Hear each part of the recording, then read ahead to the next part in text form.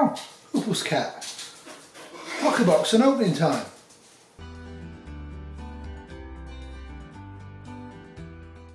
So I'm a big fan of Apocabox, been subscribed since 2014. As Kitty says, I have a lot of stuff hanging out because of Apocabox and other things. So one of my goals this summer is to actually get everything organised. Wish me luck on that one. Now, Apocabox is 60 American or 65 American every 2 months. It's a bi-monthly. And I think that makes it more reasonable than the monthly boxes. Now, all the monthly boxes I've ever seen online I think are absolute garbage. Mostly Apocabox is stuff that makes me think. Now, if you're a highly skilled bushcrafter, I don't think this is the box for you. But if you're like me and your bushcrafting skills are about 2 to 3 weeks in the wilderness a year, I think you might get something out of this. Anywho, I really like Apocabox and it always makes me think, and that's the point of it to me. So let's have a look at the April 2019 Apocabox. This is actually the Blackout 2.0. The Blackout box I kind of enjoyed. What we have in here is black EMT shears. Need a little bit of sharpening on this one, but they actually are not bad shears. I'm quite happy to have these.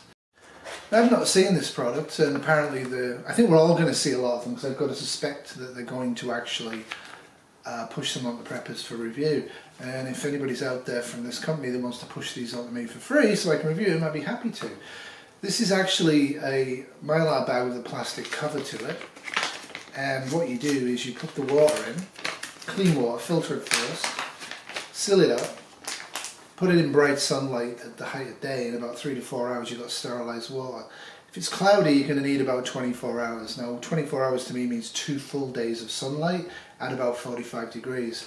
So you're not getting a huge amount of water, but it's a useful backup, very light, and it's a good way of actually getting clean, safe water without cooking, boiling or filtering. So I think this sort of a product definitely has a place. As you'll see when I go camping, kayaking in July, when I use the Life Straw Mission, you've got to be really careful with this type of thing. The outside has got to be considered contaminated. Now, Creek actually considered it to be contaminated as well. And what he's put in is a pipe cleaner, always useful thing, and 2 straws, 2 metal straws, so not going to break. And what you would do is when this is ready, you'd hang it up. When it's ready, when you open the top, now I would flush with fresh clean water before I did this. When you open the top, you can actually use the pipe cleaner and they join together to drink clean water from this without contaminating the water supply on the outside. And these could be used for a lot of different things like fire starting and also weapons, and he actually suggests that. Weapons is a theme this week. I don't know if he ever watches my videos, he certainly never comments and he's not a subscriber, but there is no USB stuff in this, the survival stuff that I really don't like. What he's actually put in is some stuff from England, which I was quite pleased to get. Now this is an Acme whistle. Whistles are useful, and I'm going to see if I can get it to work.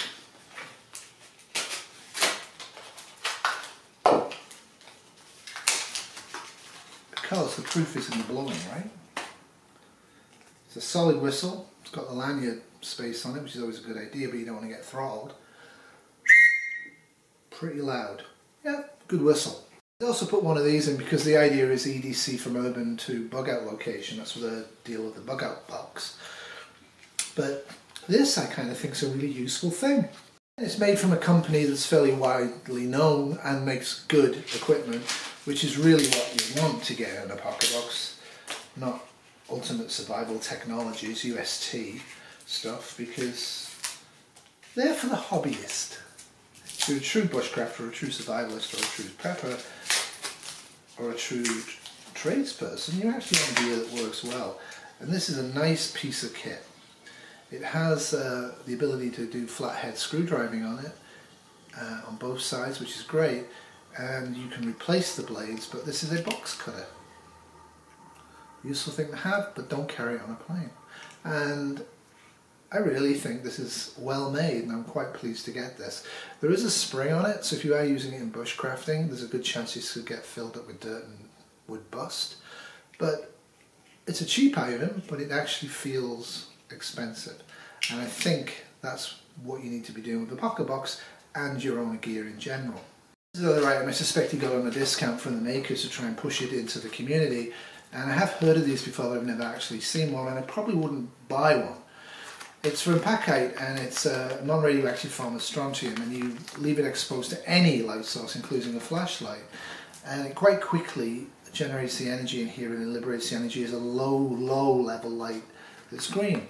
And green light's a good thing to have around you, and it's a good way of illuminating yourself without relying on batteries or anything else, really. Again, very light, well sealed, keep it sealed in the packet. It's waterproof, so you can hang it up in the rain and get some work out of this. Illumination's a good thing to have. This is a good backup for it. No idea what the pricing of them are, and I haven't looked it up because frankly I don't think I would buy this product. I think this is one of those products that if you have a real need for a large number of low-level illumination, this would be the product. Now, one of the things I was thinking right away about this is if you had a large number of these around the perimeter of your area, it's actually going to give you enough visualization to be able to see things moving in the dark areas at night. And once they're put in place and the sunlight's getting on them, it's almost maintenance-free. Maintenance-free low-level illumination for the entire perimeter.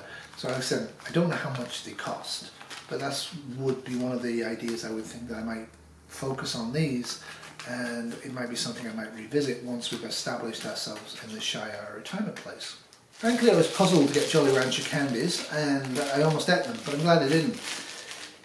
There's a wooden base here. You line this with tin foil, you melt these up in a pan, you pour them into here. Just for kicks, I thought we'd build together a Jolly Rancher shiv. Okay, so this is survival ingenuity at its finest. There is probably no better example of using what you have to get what you need than making some type of a self-defense tool out of Jolly Ranchers. Let it cool down, you take it out of this, you peel off the tin foil, and then you lick the blade. Hello? Alright, I'm going to fill my mold with gooey Jolly Rancher. Make sure it's nice and full from corner to corner. Perfect. Beautiful. To make it sharp. Creek assures me this will work. So a Jolly Rancher knife, and you can wrap the handle, and he says it works really well. I'm going to do, got a really nice little grip on this thing. And now what I want to do is I want to actually lick this thing sharp.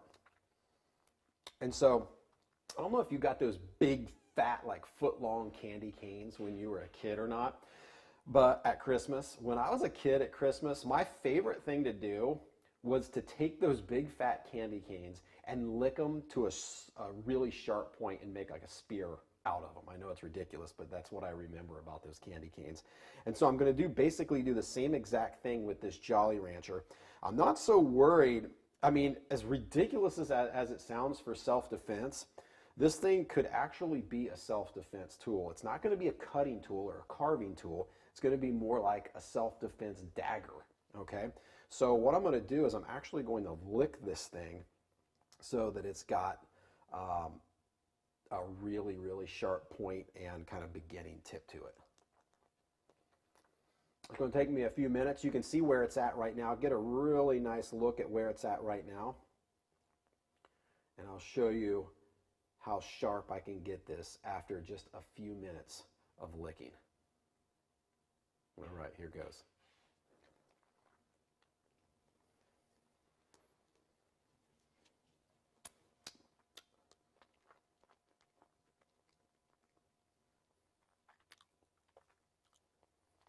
Well, you should feel how sharp that is on my tongue. I mean, look at how sharp I've gotten that. It's kind of like a Tonto point at this stage. It is very, very sharp. And as part of that theme, what he did was send this really useful book. Now, these books are now available on Amazon, I've noticed. This one is not as yet, but I think that's always a good place to go. These books are really useful. Again, when we talk about Apocabox, what I'm talking about is the skills and the ideas I'm getting from the box, not the value of the knife, right? And this is a really nice little booklet. And again, it would be a $10 American item for me to get. And the last one is the hard candy shiv. And basically he's doing it to prove that you can make improvised weapons from anything. And he shows that it actually does work. So this is something I might make. Now, the Pocket Field Guide to Urban Survival Weaponry is a decent book, and it's entertainment purposes only. And it has lots of different ideas in here about how you can make your own weaponry in a grid down situation. And I do like the fact that he's gone back to using colour. I think it's worth the extra expense.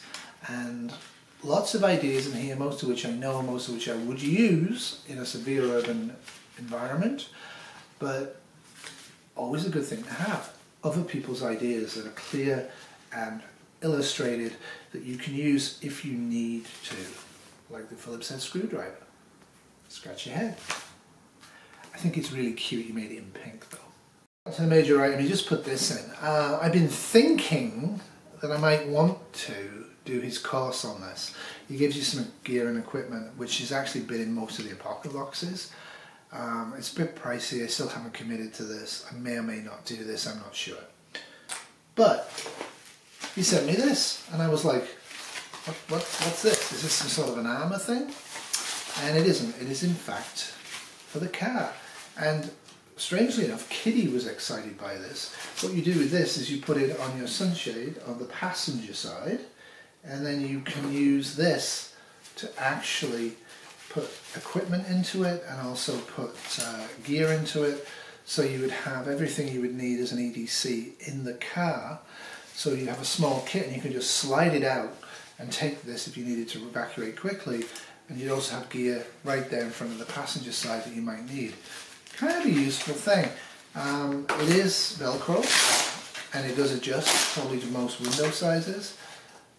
It's sort of waterproof on this side, so if you had it in the real, I would just flip it around like this if I was taking it out of the car, and then you get some measure of protection. You've also got straps so you can make this as a hanging thing. I'm quite pleased with this. It has map pockets in the back of it, 2 of them, one here for small gear, one here for if you want to put a map in. I think it's a good idea, and yeah, I was quite pleased with this. Straps, and you can actually hang equipment on it. It is machine made, it is well made, it's sturdy. So that's the Skills Challenger. I'm not on Instagram or Facebook, so I won't be doing it, but it shows you what you can actually do with the visor. I think it's a great idea. It's definitely a B+ for me, not an A. There's not one item of equipment in here that was a wow, I really wanted that, but I never knew that I wanted it. But overall, it's showing a distinctive quality improvement. And that is what I wanted to see from a Apocabox. Less gear, better gear. And that's what we have been getting from a Apocabox for years. And like I say, in the last 2 or 3 Apocaboxes, what we've been getting is more gear and kind of garbagey. Not a big fan of Ultimate Survival Technologies. Sorry if that offends anybody, I'm just not. They're a little worse than Coleman, and Coleman products are okay in a pinch, but if you're going to do this for survival or emergency preparedness, you want top-end gear that's going to be reliable and work day in, day out for months to years at a time. Not gear that looks useful, but when you use it once or twice it breaks.